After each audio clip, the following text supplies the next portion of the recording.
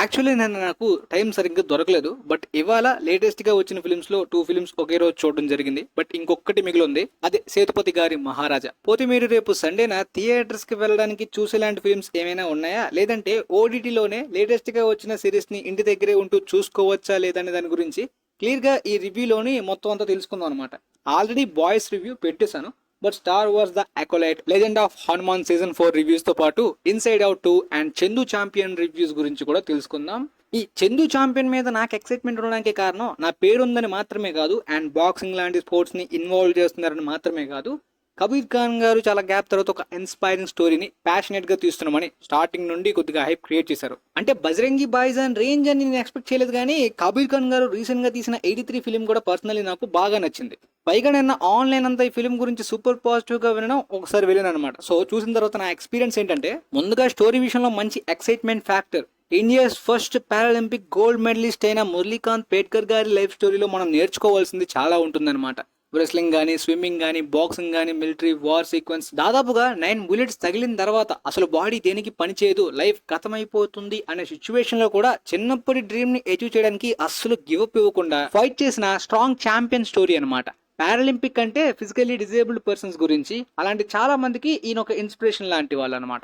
So ఈ ఫిలింలో మీకు అలాంటి స్ట్రాంగ్ వైబ్స్ ఇచ్చేలాంటి మూమెంట్స్ చాలానే ఉంటాయి అనమాట. కొన్నిసార్లు ఎన్ని ఎదుర్కొన్నా సరే మనం అనుకున్నది చేయాలనుకున్నది మాత్రం గివప్ ఇవ్వకుండా ప్రయత్నించాలని చెప్పి మనకు అనిపించేలాంటివి.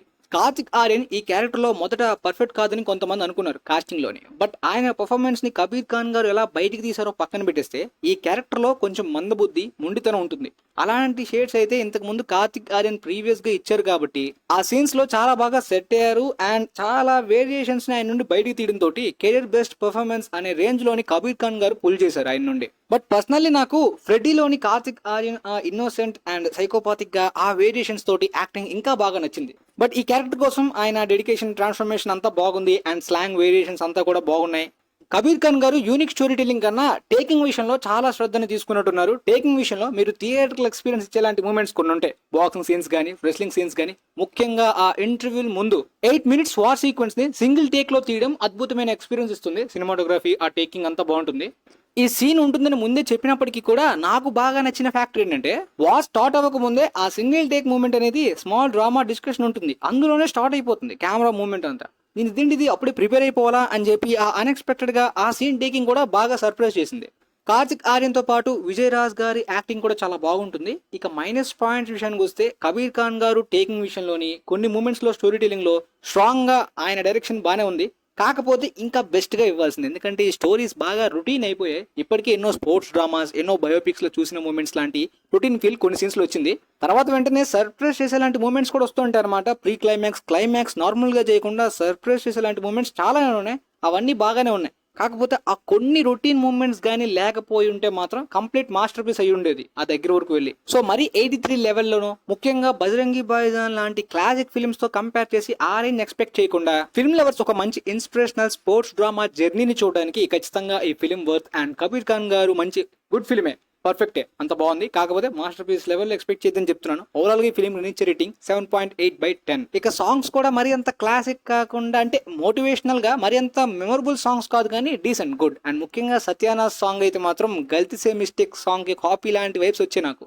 ఇక స్టార్ వార్స్ ద అకోలైట్ చూస్తున్నప్పుడు అయితే మాత్రం ఇంత హై బడ్జెట్ లోని అసలు ఈ సిరీస్ ని తీసే బదులు ఒక హై బడ్జెట్ ఫిల్మ్ తీస్తే ఏమైనా పోయిందా డిస్నీ ప్లస్ లో అని చిరాకు వస్తుంది. ఎందుకంటే సిరీస్ ని తీయచ్చు, మీ డిస్నీ ప్లస్ ని పెంచుకోండి. బట్ కంప్లీట్ గా స్టార్ వార్స్ ఫ్యాన్స్ డిసప్పాయింట్ చేసేలాగా స్టార్ వార్స్ ఫిల్మ్స్ ని మాత్రం ఇగ్నోర్ చేస్తూ ఈ సిరీస్ కుప్పలు తిప్పలుగా తీస్తూనే మొహాన పడేస్తున్నారు గైస్.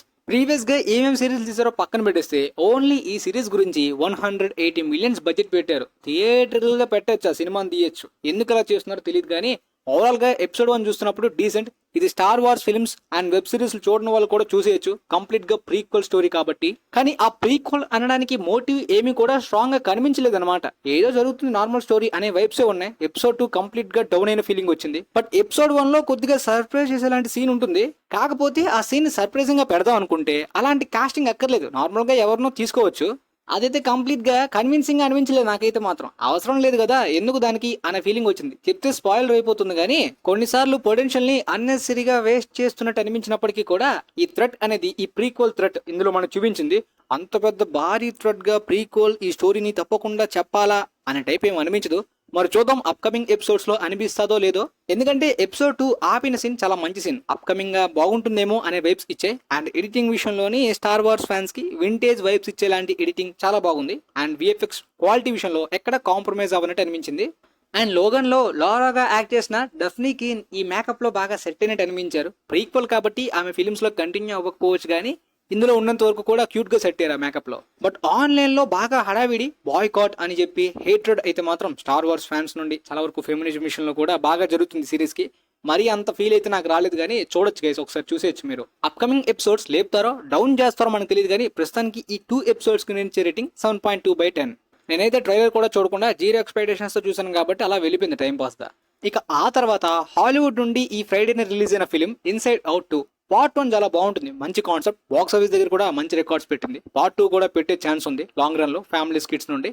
పోతే ఇక పార్ట్ 1 లాంటి మంచి కాన్సెప్ట్ కి పార్ట్ 2 అంతే మంచి సీక్వెల్ అనిపించుకుందా, ఆ జస్టిఫికేషన్ జరిగిందా లేదా, క్యాష్ గ్రాబింగ్ సీక్వెల్ గా తీసారా అనేది క్లియర్ గా తెలుసుకుందాం. మీరు పిక్సర్ ఫిల్మ్స్ కి ఫ్యాన్స్ అయితే నా రివ్యూ చూసినా చూడకపోయినా ఖచ్చితంగా వెళ్ళిపోతారు. ఇక పిక్సర్ ఫిల్మ్స్ గురించి తెలియని హాలీవుడ్ ఫిల్మ్ లవర్స్ కి అయితే మాత్రం ఇన్సైడ్ 1 పార్ట్ 1 ఖచ్చితంగా సజెస్ట్ చేస్తాను. మంచి ఇంపార్టెంట్ కాన్సెప్ట్, చూడాల్సిన ఫిల్మే. అయితే పార్ట్ 1 లో ఆ యూనిక్ కాన్సెప్ట్ కి పార్ట్ 2 లోని స్టేజ్ అంటే లెవెల్ పెరుగుతుంది కదా, ఏజ్ పెరిగే కొద్దీ ఆ విధంగా యూజ్ చేసుకున్నారు కానీ క్యాష్ గ్రాబింగ్ అయితే అస్సలు కాదు. కాన్సెప్ట్ ఈ సీక్వెల్ స్టోరీ ఐడియా కూడా మంచిది, ఇంపార్టెంట్. ఎప్పుడైతే మన ఏజ్ అలా గ్రో అవడం స్టార్ట్ అవుతుందో మనం చాలా విషయాలు నేర్చుకుంటూ వెళ్తుంటాం అనమాట. మన స్టేజెస్ లెవెల్స్ అలా పెరుగుతూ ఉంటాయి మన జీవితంలోనే. ఒక సర్టెన్ ఏజ్ లో మనకి కొత్త ఎమోషన్స్ పుట్టుకొస్తాయి. ఎగ్జాంపుల్ యాంగ్జైటీ, అది అదర్ ఎమోషన్స్ ని డామినేట్ చేసే విధంగా మన లైఫ్ లో సిచ్యువేషన్స్ మారిపోతుంటాయి. మన టేస్ట్లు మన విధానాలు పెరుగుతున్న ఏజ్ బట్టి మారుతుంటాయి. ఆ బ్యాడ్ ఎమోషన్ ప్రెజర్ పెరగడం వల్ల అన్నెసరీగా మన టీనేజ్ కాలేజ్ టైంలోని సైడ్ ట్రాక్ అయ్యేలాంటి బ్యాడ్ ఇన్ఫ్లుయెన్స్ ఎక్కువగా జరుగుతూ ఉంటుంది అనమాట. దాన్ని కాన్సెప్ట్ లో చెప్పే విధానం చాలా ఇంప్రెస్ చేసింది పర్సనల్లీ నాకు. ఫస్ట్ పార్ట్ లో కూడా ఆ ఐడియా కాన్సెప్ట్ చాలా బాగుంది. స్టోరీ టెల్లింగ్ అంతా కూడా ఆ హార్ట్ హిట్టింగ్ పాయింట్స్ ఎమోషన్స్ చాలా బాగా వర్క్ అయ్యాయి అనమాట. పిక్సర్ ఫిల్మ్స్ అందువల్లనే కిడ్స్ కి ఏదో కొంతమంది టీనేజర్స్ కి మాత్రమే కాదు, మెచ్యూర్డ్ పర్సన్స్ కి కూడా మస్ట్ వాచ్ ఫిల్మ్స్ చాలా ఉంటాయి. ఈ పార్ట్ 2 తీసింది ఒక సర్టెన్ ఏజ్ లెవెల్ వాళ్ళ గురించి అయినప్పటికీ కూడా మనలాంటి ఏజ్ వాళ్ళకి కూడా చాలా వరకు యూజ్ అయ్యేలాంటి పాయింట్స్ చాలా ఉంటాయి. అవి బాగా హిట్ అవుతుంటాయి, అవి బాగా కనెక్ట్ అవుతుంటాయి అనమాట. ఆ స్టోరీ టెల్లింగ్ పాయింట్స్ అన్ని కూడా వర్క్ అయింది గైస్. మీరు థియేటర్స్ లో కూడా ఈ మంచి క్వాలిటీ విజువల్స్ గురించి ఎక్స్పీరియన్స్ అవ్వాలనుకుంటే అవ్వచ్చు. లేదు యానిమేటెడ్ ఫిల్మ్ కదా బ్రో థియేటర్స్ కి వెళ్ళలేము అనుకుంటే మీరు ఓటీటీలో అయినా చూసుకోవచ్చు. బట్ థియేటర్స్ లో కూడా విజువల్స్ ఎక్స్పీరియన్స్ బాగుంది. బడ్జెట్ కూడా దాదాపుగా 200 మిలియన్స్ దగ్గర వరకు పెట్టారు. బట్ అడ్వెంచర్ సీన్స్ ఉంటాయి కదా, ఇలాంటి మంచి స్టోరీ పాయింట్ లో కూడా అడ్వెంచరస్ గా డిజైన్ చేసేవి కొద్దిగా ఇందులో అయితే మాత్రం నాకు రొటీన్ గా అంటే డ్రామాటిక్ గా లాగుతున్నారా అనే ఫీల్ వచ్చింది తప్పించి ఓకే అంత బాగుంది. ఓవరాల్ గా ఈ ఫిల్మ్ కి నేను ఇస్తున్న రేటింగ్ 8.25/10. కిడ్స్ ఫ్యామిలీస్ హాయిగా ఎంజాయ్ చేయొచ్చు వీకెండ్ కి ఫిల్మ్ కి వెళ్తూ. ఇక హాట్ స్టార్ లో లెజెండ్ ఆఫ్ హనుమాన్ సీజన్ 4 వచ్చేసింది. ఇప్పటిదాకా 3 ఎపిసోడ్స్ వచ్చాయి. వీక్లీ వైజ్ గా ఎపిసోడ్స్ వస్తున్నాయి. మీరు ఎంతవరకు చూడలేదంటే మాత్రం చూడకండి. అన్ని ఎపిసోడ్స్ వీక్లీ వైజ్ గా కంప్లీట్ అయ్యాకనే చూడండి. సీజన్ 3 కన్నా కొద్దిగా బెటర్ అనిపించినప్పటికీ కూడా ఏదో డ్రాగ్ చేస్తున్న ఫీలింగ్ అయితే ఉంది. అంటే స్టోరీ విషయంలోని ఆపేయాలి, బట్ ఈ సీజన్ 4 తో కూడా ఆపేలా లేరు అనిపిస్తుంది. ఆపకపోతే పెద్ద మిస్టేక్ అవుతుంది. స్టార్టింగ్ 2 సీజన్స్ ఇచ్చిన కిక్ తోప్ గైస్. ఈ స్టోరీ ఎండ్ అవుతున్న టైంలో ఆ కిక్ డబుల్ అవ్వాలి, కనీసం దాన్ని మేనేజ్ చేయాలి, కానీ డౌన్ అవుతుంది. రీజన్ ఏంటంటే అన్నెసరీ డ్రాగ్ ఫీలింగ్. అంటే ఇంపార్టెంట్ క్రూషియల్ మూమెంట్స్ ని మిస్ చేశారు సీజన్ 3 లోనే. అది డిసప్పాయింట్ చేసింది నాకు. బట్ ఇప్పుడు పెడుతున్న సీన్స్ లో అయితే మాత్రం హనుమాన్ ఇంకాస్త వీక్ గా చూపిస్తున్నారు తప్పించి ఇంపాక్ట్ ఇచ్చేలాంటి మూమెంట్స్ అయితే మాత్రం లేవు. అలా ఇంపాక్ట్ ఇచ్చే మూమెంట్స్ ని స్కిప్ చేసి రియలిస్టిక్ అప్రోచ్ గురించి వీక్ పాయింట్స్ ని ఎక్కువసేపు చూస్తే ఖచ్చితంగా ఆడియన్స్ కి ఇంట్రెస్ట్ పోతుంది, ముఖ్యంగా హనుమాన్ జీ ఫ్యాన్స్ కి. మేకర్స్ సీజన్ 3 కి వచ్చిన మిక్స్డ్ రెస్పాన్స్ ని అర్థం చేసుకుని ఇలా వీక్లీ ఒకటి రిలీజ్ చేస్తే ఆ ఆశతోటి అడ్జస్ట్ అయిపోతారులే అని చెప్పి ఇలాంటి ప్రయత్నం చేస్తున్నారేమో కానీ అది చాలా పెద్ద తప్పు. మరి చూడాలి అప్కమింగ్ ఎపిసోడ్స్ ఎలా ఉంటాయో. అవి కంప్లీట్ అయిన తర్వాత నేను కంప్లీట్ గా రేటింగ్ ఇస్తాను. సీజన్ 3 లాగా డిసప్పాయింట్ చేయకూడదని కోరుకుంటున్నాను. సో మీలో ఎవరైనా చూడకపోయినా సరే ఆ కంప్లీట్ అన్ని ఎపిసోడ్స్ వచ్చే వరకు వెయిట్ చేయండి అని సజెస్ట్ చేస్తాను. ఇక మీ ఇష్టం. ఇక ఆల్మోస్ట్ లేటెస్ట్ గా వచ్చిన ఓటీటీ ఫిల్మ్స్ అన్ని కవర్ చేశాను. రేపు హౌస్ ఆఫ్ ది డ్రాగన్ వస్తుంది, దాంతోపాటు సేతుపతి గారి మహారాజా కూడా వీలైతే చూస్తాను. మీకైతే నా రివ్యూస్ క్లారిటీగా అర్థమయ్యి అనుకుంటా. వీలైతే ఈ వీడియో మీ ఫ్రెండ్స్ కి కూడా షేర్ చేయండి guys. And thanks for watching.